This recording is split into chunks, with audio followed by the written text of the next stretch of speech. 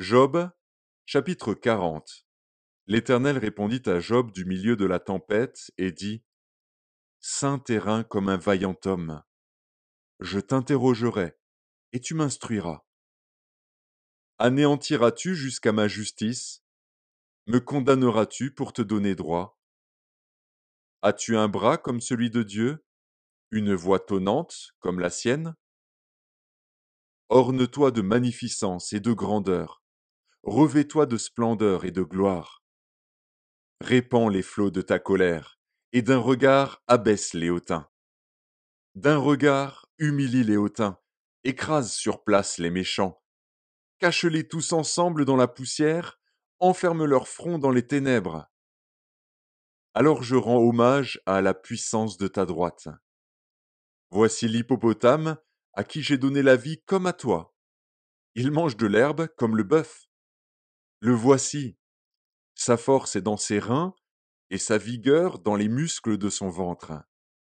Il plie sa queue aussi ferme qu'un cèdre, les nerfs de ses cuisses sont entrelacés. Ses os sont des tubes d'airain, ses membres sont comme des barres de fer. Il est la première des œuvres de Dieu. Celui qui l'a fait l'a pourvu d'un glaive. Il trouve sa pâture dans les montagnes, où se jouent toutes les bêtes des champs.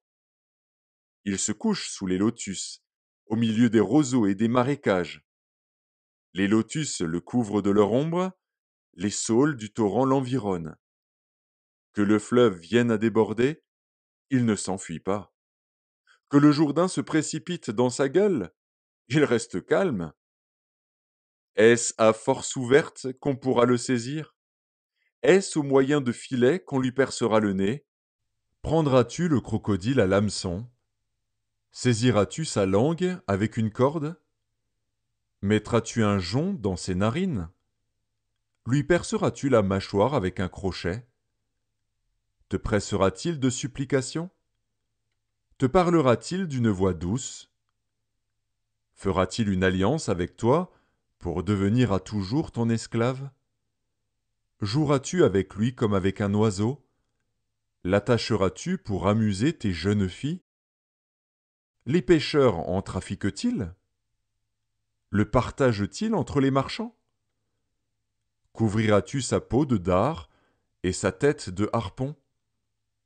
Dresse ta main contre lui, et tu ne t'aviseras plus de l'attaquer.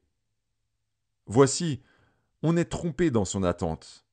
À son seul aspect, n'est-on pas terrassé?